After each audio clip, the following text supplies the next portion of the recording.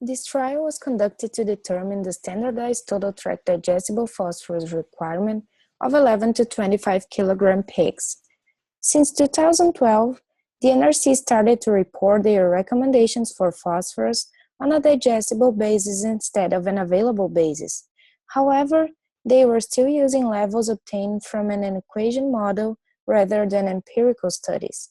This has motivated us to conduct this trial to validate this new approach on a commercial scale.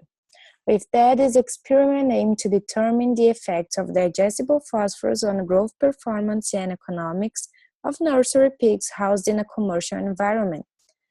For that, a wide range of digestible phosphorus was used, from 0.26 to 0.53%, which in turn represented from 80 to 160% of the NRC recommendations.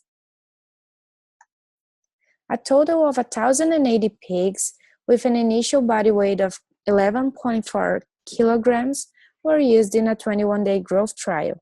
Pens of pigs were allotted to one of the 7 dietary treatments in a randomized complete block design with body weight as a blocking factor. There were 6 replicate pens per treatment with 23 to 27 pigs per pen. These dietary treatments were obtained by increasing the inclusion of calcium carbonate and monocalcium phosphate at the expense of corn. That has allowed us to maintain a total calcium to phosphorus ratio constant across the dietary treatments at 1.17, with no phytates being added to these diets. As we move to the results, first I like to set up my graphs.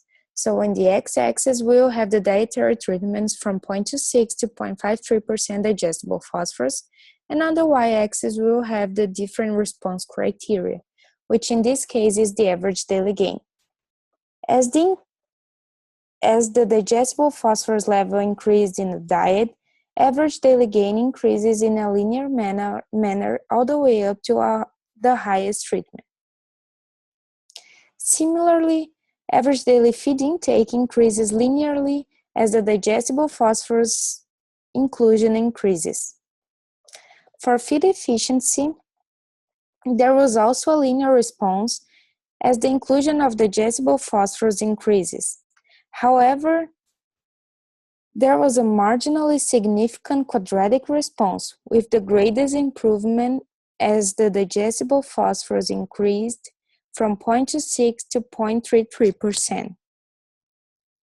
Another way to look at this data is as a digestible phosphorus intake in grams per day. As the inclusion of digestible phosphorus increases, the intake in grams per day increases in a linear way. The NRC requirement of 2.99 grams per day was achieved at 0.38% instead of 0.33%. When we model this data, a linear model, a quadratic polynomial, a broken line linear, and a broken line quadratic models were compared. For average daily gain, the best fitting model was the linear model, estimating the requirement at greater than 0.53%. For feed efficiency model as gain to feed, the best fitting models were the quadratic polynomial and the broken line linear. The quadratic polynomial model estimated a maximum response at 0.42%. However, 99% of the maximum gain to feed was captured at 0.36%. The broken line linear breakpoint was estimated at 0.34%. Looking at the economics, as we increase the inclusion of digestible phosphorus, feed cost per pig increased linearly. In a similar way, revenue per pig increases linearly as the dietary digestible phosphorus increases. When we subtracted the revenue per pig from the feed cost per pig to obtain the income over feed cost, which is an indirect estimate of the profitability of the system, we can also see a linear response in income over feed cost all the way up to the highest treatment.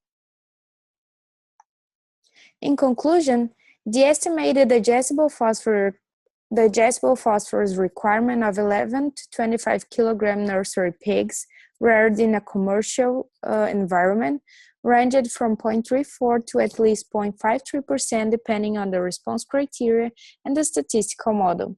With that, I'd like to thank Genus PAC for partial funding and New Horizon Farms for use of their facilities and technical support.